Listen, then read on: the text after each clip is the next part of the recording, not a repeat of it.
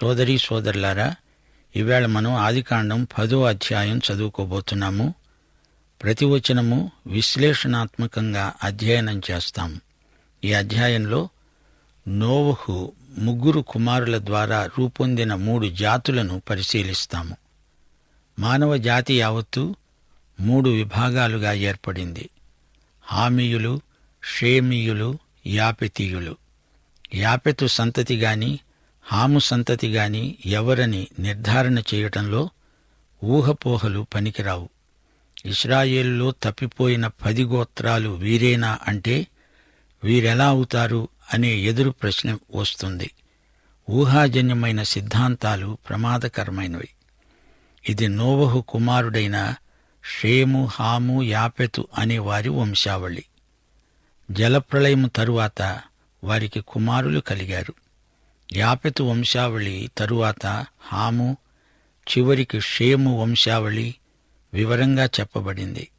అనామకులను గురించి క్లుప్తంగా చెప్పి ఆ వెంటనే ముఖ్య వ్యక్తులను గురించి చెప్పటం జరిగింది. చివరికి ముఖ్యమైన వంశావళి, అదే సరళ రేఖ యేసుక్రీస్తు వరకు పొడిగించబడడం ఒక విశేషం. యాపెతు కుమారులు గోమెరు, మాగోగు, మాదయి, యావాను, తుబాలు, మెషెకు, తీరసు అనేవారు. మాగోగు నుండి వచ్చినవారు సిథియనులు, స్లావులు మొదలైన జాతులెన్నో ఉన్నాయి. అంతేకాదు మాదయి నుండి వచ్చినవారు మాదీయులు మొదలైన జాతులు. ఈ జాబితా వివరాలు చూడడం అప్రస్తుతం. ఈ రోజున మనం చూస్తున్న జాతులన్నీ ఈ 3 నుండి వచ్చినవే అని గ్రహిస్తే చాలు. హాము కుమారులు కూషు, మిశ్రాయిము, పూతు, కనాను అనేవారు. హాముకు ఇంకా ఎందరో సంతానమున్నారు. అయితే కనాను మీదికే శాపం వచ్చింది. ఈ కనాను నుండి వచ్చినవారు ఫెనీకీయులు, హిత్తీయులు, యెబూసీయులు, అమోరీయులు, గిర్గాషీయులు, హివ్వీయులు మొదలైనవారు. ఇక హాము కుమారుడు కూషు నుండి వచ్చినవారు కూడా ఉన్నారు. ఈ జాతులన్నీ హాము సంతతి. ఇక కూషీయులు ఎవరనగా 8, 9 వచనాలు. కూషు నిమ్రోదును కన్నాడు. అతడు భూమి మీద పరాక్రమశాలి అయి విజృంభించసాగాడు.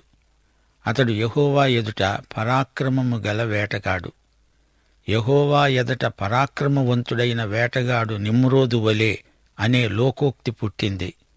అతడు పరాక్రమవంతుడు, ప్రపంచమంతా ఏలాలని అతని కోరిక. వేటగాడు. అతడు వేటాడింది పిచ్చుకలను కాదు, వన్యమృగాలను కాదు. అడవులలో, అరణ్యాలలో అతడు వేటాడేవాడు అనుకుంటున్నారా? అలా కాదు. అతడు మనుషులను వేటాడేవాడు. మనుషుల తలలను వేటాడే భయంకరుడు. షీనారు దేశములోని బాబెలు, ఎరెదు, అక్కదు, కల్నే అనే పట్టణాలు అతని రాజ్యానికి మొదలు. షీనారులోని ఈ మహానగరాలు నిర్మించింది నిమ్రోదే. అతడే బాబెలు మహాగోపుర నిర్మాత. జలప్రళయానంతరం ప్రజలందరినీ సమీకరించి సంఘటితపరిచి అందరినీ ఒకే జాతిగా రూపొందించి తానే అందరికీ సామ్రాట్టునైపోవాలని అతని కీర్తి కండూతి. అతడొక పితూరీదారు, బాబెలును నిర్మించిన వ్యక్తి, మానవాత్మలను ప్రాణాలను వేటాడిన ఆటవిక చక్రవర్తి, అక్రమకారుడు, దుండగీడు, అలజడి చేసే ఆందోళనకారుడు, రాబోయే చిట్టచివరి అంత్యక్రీస్తుకు ముందు గుర్తు. అతని పేరు నిమ్రోదు. హాము వంశీకుల నుండే మొట్టమొదట మానవ నాగరికత పుట్టింది. నిమ్రోదు హామీయుడు.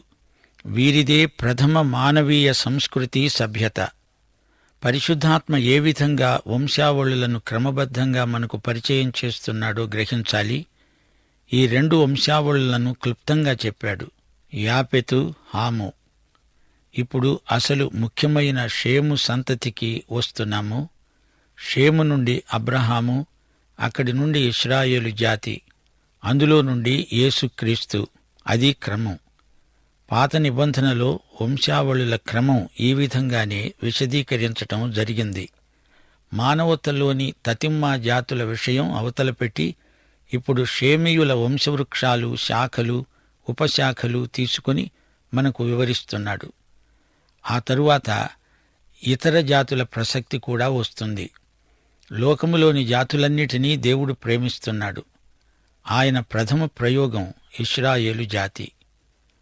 10వ అధ్యాయంలో మొత్తం 70 జాతులు పేర్కొనబడ్డాయి. అందులో 14 యాపెతు వంశం తాలూకు జాతులు, 30 జాతులేమో హామీయులు, 26 జాతులు షేము నుండి వచ్చినవి. మొత్తం 70 జాతుల పూర్వాపరాలు ఈ అధ్యాయంలో ఉన్నాయి. ఈ రోజున కొన్ని జాతులు ఉచ్ఛదశలో ఉన్నాయి, కొన్ని వెనుకబడి ఉన్నాయి. అన్ని జాతులు ఈ ముగ్గురి ద్వారానే వచ్చాయని 10వ అధ్యాయంలో మనం నేర్చుకోగలం. దావీదు, సొలొమోను ప్రభృతుల హయాములో షేమీయులు పైన ఉన్నారు. షేము నుండి ఇతర జాతులు వచ్చాయి. సిథియనులు, లుథియనులు, ఆర్మేనియన్లు మొదలైన గొప్ప జాతులు తరువాత వచ్చాయి. చరిత్ర చక్రభ్రమణంలో కొన్ని జాతులు పైకి రావడం, కొన్ని కిందికి పోవడం జరుగుతూనే ఉంది. హాము, షేము, యాపెతు జాతుల చరిత్రకు ఈ త్రిభుజ ప్రసారం, ముక్కోణ ప్రస్తారం జరగడం విశేషం. మానవ జాతుల ఆవిర్భావం 10వ అధ్యాయంలో ఉంది. గ్రహించండి, తుట్టతుదకు జాతులకు అతీతమైన దేవుని రాజ్య సంస్థాపనం జరుగుతుంది. షేము కుమారుల పేర్లు వింటారా? 21వ వచనం, 25వ వచనం. ఏబెరు యొక్క కుమారులందరికీ పితరుడు, పెద్దవాడు అయిన యాపెతు సహోదరుడైన షేముకు కూడా సంతానం కలిగింది. ఏబెరుకు 2 కుమారులు కలిగారు. వారిలో ఒకని పేరు పెలెగు. అతని హయాములోనే భూమి దేశములుగా విభజించబడింది. అతని సహోదరుని పేరు యోక్తాను. ఈ అధ్యాయంలోని వృత్తాంతమంతా 11వ అధ్యాయానికి ఉపోద్ఘాతం. 11వ అధ్యాయంలో బాబెలు గోపుర నిర్మాణ గాథ ఉంది. అప్పుడు లోకం దేశదేశాలుగా విభజింపబడింది. ఇప్పుడు ఈ 10వ అధ్యాయంలోని చిట్ట చివరి వచనం వినండి. వారి వారి జనములలో వారి వారి సంతతుల ప్రకారం నోవహు కుమారుల వంశాలు ఇవే. జలప్రవాహము గతించిన తరువాత వీరిలో నుండి జనములు భూమి మీద వ్యాపించాయి. 10వ అధ్యాయం గురించి ఇంతకంటే ఎక్కువ చెప్పలేము. ఎక్కడ చూచినా పేర్లే. మీరు తీరికగా కూర్చొని ఈ పేర్లు ఒక్కసారి మొదటి నుంచి చివరి వరకు, చివరి నుండి మొదటి వరకు చదివి చూడండి. మీకేమనిపిస్తుంది? ఆ పేర్ల ధ్వనిలో కూడా నాకెంతో అవ్యక్త మాధుర్య నాదం వినిపిస్తుంది. నాటి మానవ కుటుంబం ఎంత విస్తృతమైనదో, అందులో నీవు నేను ఉన్నాము అనే విషయం మన హృదయాలకు ఎంతో తృప్తి కలిగిస్తుంది. ఇంతటితో 10వ అధ్యాయం సమాప్తం. ఇక 11వ అధ్యాయం. ఈ అధ్యాయంలో బాబెలు గోపుర నిర్మాణ వృత్తాంతం, షేము నుండి అబ్రహాము వరకు మన ప్రయాణం. ఇప్పుడు వివరాలు. భూమియందు అంతటా ఒక్క భాష, ఒక్క పలుకు ఉంది. అప్పుడు అందరూ ఏ భాష మాట్లాడేవారో ఏమో మనకు తెలీదు. లోకమంతటా ఒకే భాష ఉండేదా? అదొక ఆకర్షణ. పరలోకంలో మనకు ఒకే భాష ఉంటుందా? అవును. అది ఏ భాషో తెలియదు. నేస్తం, మనకు లోకమంతా ఒకే భాష ఇప్పుడుంటేనా సువార్త ప్రకటన ఎంతో సులభమై ఉండేదే అనిపిస్తుంది. అయితే కొంచెముండండి.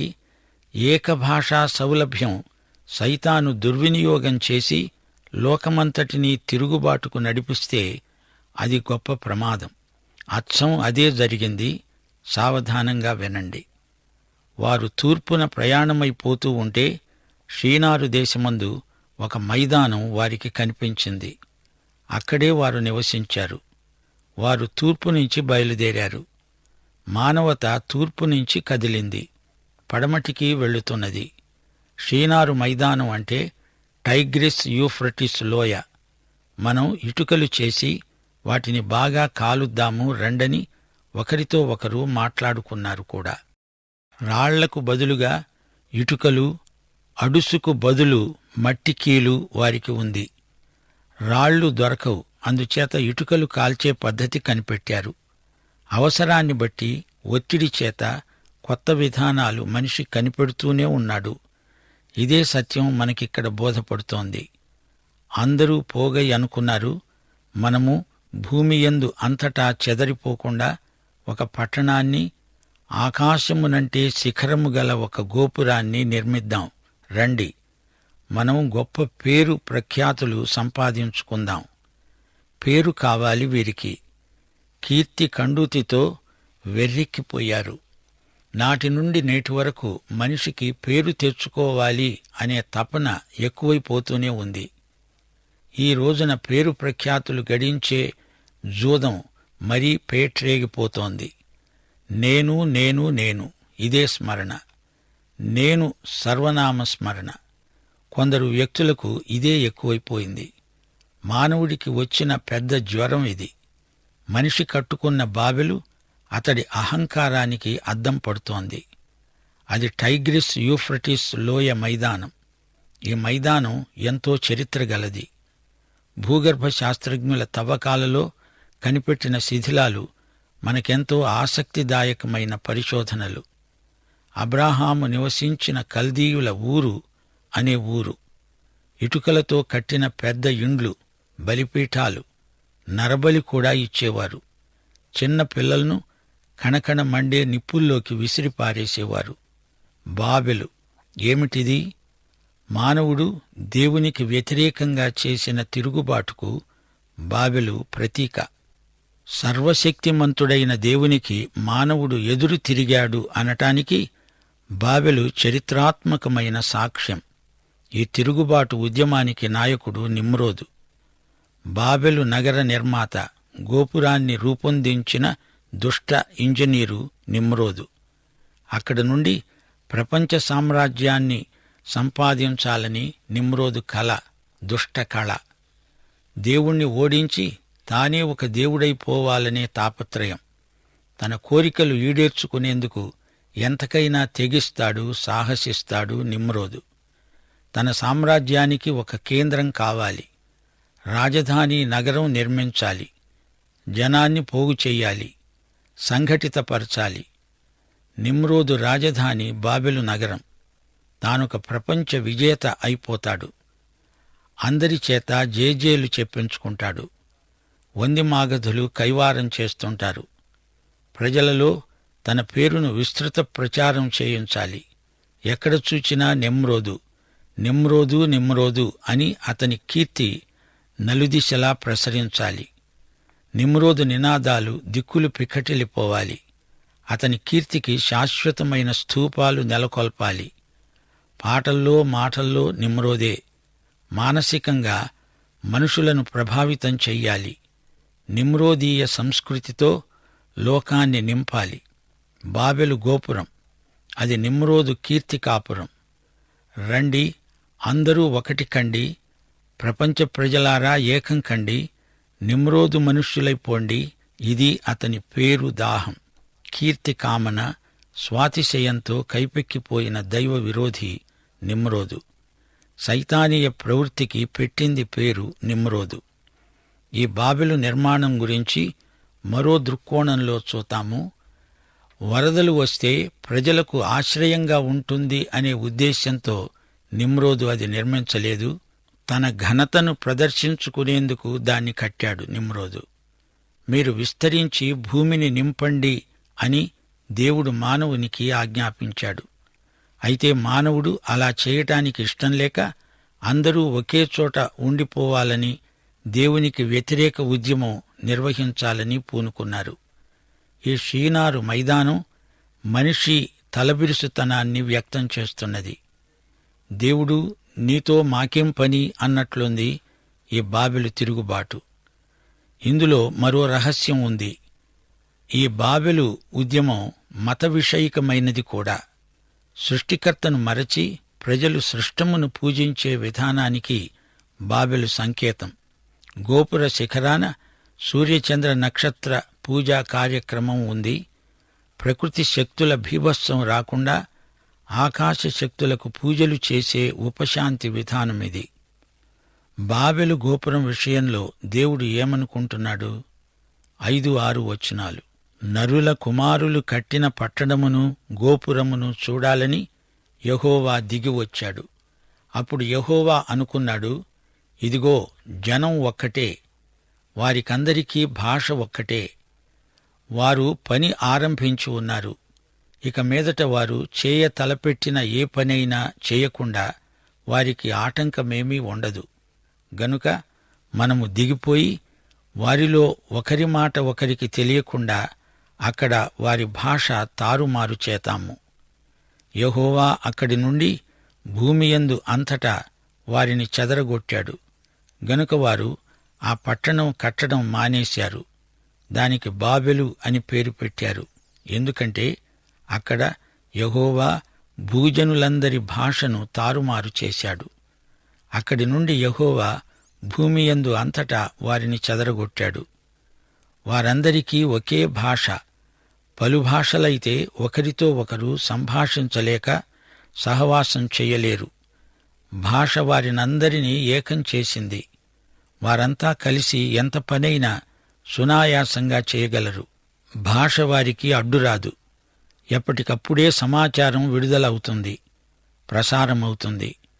అనుకున్నది అంటారు, అన్నది అప్పుడే చేసేస్తారు. మహాప్రళయం వచ్చినా మానవుని పతనం అతణ్ణి పాపిగానే ఉంచేసింది. పాపులు తిరుగుబాటు చేస్తుంటే దేవుడు చూస్తూ ఊరుకోడు, చర్య తీసుకుంటాడు. మానవులు మంచికి కాదు, చెడుగు చేయటానికి ఒకటై విజృంభిస్తున్నారు. గనుక దేవుడు వారిని చెదరగొట్టి ఒకరి మాట ఒకరికి తెలియకుండా ఒకే భాషను పలు రకాల ప్రాంతీయ భాషలుగా మారుస్తున్నాడు. మనిషిలోని సృజనాత్మక శక్తి వెర్రితలలు వేస్తుంటే దేవుడు చర్య తీసుకొని తీరతాడు. మనిషి ఏదైనా చేయగలడు, చంద్రమండలానికి ఎగిరి వెళ్ళగలడు. భూమికి 10 కిలోమీటర్ల ఎత్తున విమానంలో వేగవంతంగా ప్రయాణం చేయగలడు. ఈ రోజున మనిషి శాస్త్ర విజ్ఞానం హద్దుమీరిపోతున్నది. మానవ జీవితంలో భాష ఎంత గొప్ప పాత్ర వహించగలదో చూచారా? భాష మానవుని భావ వ్యక్తీకరణ సాధనం. భాష మానవుని మేధకు అభివ్యక్తి. అయితే పాపి భాష శిక్షార్హమైనది. భాషలోని అశ్లీల ధోరణులు, చెడుగు చేయటానికి మనుషులు ఈ భాషా సాధనంతో ఒకరినొకరు ఎలా ఉద్రేకపరుచుకుంటారో అదంతా నేడు మనం చూస్తూనే ఉన్నాం. భాష లేని మానవ జీవితం మూగబోతుంది. అది అనూహ్యం. మానవ కార్యకలాపాలు స్తంభించిపోతాయి. పాపి క్రియలు భాష లేకపోతే కొంతవరకైనా తగ్గుతాయి. ఒక ఆయన పరమ అబద్ధికుడని పేరు గడించాడు. అతనికి 14 భాషలు వచ్చు. అంటే అతడు 14 భాషల్లో అబద్ధాలు చెబుతాడు. అంచేత అతని పాపం 14 రెట్లకు పెరిగింది. మానవులంతా తిరుగుబాటులో ఒకటైపోయారు. కాని ఇప్పుడు భాషల తారుమారును బట్టి వేరైపోయారు. భాష మనుషులను కలుపగలదు, అదే భాష వేరు చేయగలదు కూడా. సరిహద్దుల కంటే, రాజకీయ పొలిమేరల కంటే, సముద్రాల కంటే మనుషులను భాషా విభేదాలు ఇంకా ఇంకా వేరుపరిచి దూరం చేయగలవు. భాషలు క్రమేణా పరిణతి చెందాయి అంటారు కాని దేవుడు వారి భాషలను తారుమారు చేయగా అప్పుడే వివిధ భాషలు ఏర్పడ్డాయి. బాబెలు నిర్మాణ పథకం చిన్నాభిన్నమైపోయింది. బాబెలు కేంద్రం నుండి, షీనారు మైదానం నుండి అటొకరు ఇటొకరు తలా ఒక దిక్కుకు తరలిపోయారు, చెదిరిపోయారు. ఇదో విచిత్రం. ఒకరి భాష ఒకరికి అర్థం కాదు. అసలు భాషే ఒక అద్భుతం. మాట్లాడడం, వినటం అనే రెండూ విచిత్రమైనవే. భాషా సృష్టికర్త అయిన దేవునికి స్తుతులు. దేవునికి సన్నిహితులైన వారికి భాష గొప్ప ఆశీర్వాదం. దేవునికి దూరమైన వారికి అదే భాష ఒక శాపం. దేవుని నిఘంటువులోనికి సైతాను రవాణా చేసే మాటలు శాపగ్రస్తమైనవి. తిట్లు, శాపనార్థాలు, అశ్లీలాలు ఇవన్నీ భాషా మాలిన్యానికి ప్రత్యక్ష నిదర్శనాలు. ఈ రోజున మళ్లీ ఒకసారి ఈ భాషా విషయంలో దేవుడు ఏదైనా చేస్తే బాగుంటుంది అనిపిస్తున్నది. బాబెలు గోపురం దగ్గర తారుమారైన భాషలు పెంతెకొస్తునాడు మళ్లీ దేవుని ఆత్మచేత ఒకటైనాయి. అన్ని భాషల్లో సువార్త ప్రకటించటంలో భాషపై ఉన్న తీర్పు విడుదల పొందింది. సోదరీ సోదరులారా, ఈ రోజున బైబిలు అన్ని భాషల్లోకి అనువదించబడింది. ఆధునిక భాషల్లోకి, ఆటవిక భాషల్లోకి కూడా బైబిలు వచ్చేసింది. శుభవార్త మానవ జాతి అంతటి కోసం ఉద్దేశించబడింది. బాబెలు గోపురం భాషల తారుమారు సమస్యను దేవుడు తీర్చాడు, పరిష్కరించాడు. ప్రేమ భాషలో అన్ని భాషల మధ్య ప్రేమ సదవగాహన కలుగుతుంది. క్రీస్తునందు మళ్లీ అందరూ ఒకటవుతారు. మనిషి తన పేరు కోసం తాపత్రయపడడు, యేసు నామమును ఘనపరుస్తాడు. నిమ్రోదుకు నాశనం, యేసుకు సంపూర్ణ జయం, దిగ్విజయం. పాత నిబంధనలో షేము నుండి అబ్రహాము వరకు కొనసాగిన వంశవృక్ష శాఖలను పరిశీలిస్తాము. వచ్చే పాఠంలో మరికొన్ని సత్యాలు నేర్చుకుందాం. ప్రార్థన చేసుకుందాం. మహిమగల మా తండ్రి, నేటి సందేశం కొరకు మీకు మా హృదయపూర్వకమైన కృతజ్ఞతలు. ఈ వాక్యాన్ని మా ఆత్మల కొరకై ఆశీర్వదించుమని, మమ్మల్ని యేసుక్రీస్తును పోలిన ప్రజలనుగా రూపొందించుమని, మీ కృపకు మమ్మల్ని సాధనములుగా వాడుకునుమని, మహిమ పొందుమని యేసుక్రీస్తు వారి దివ్యనామమున ప్రార్థన చేస్తున్నాము తండ్రి. ఆమేన్.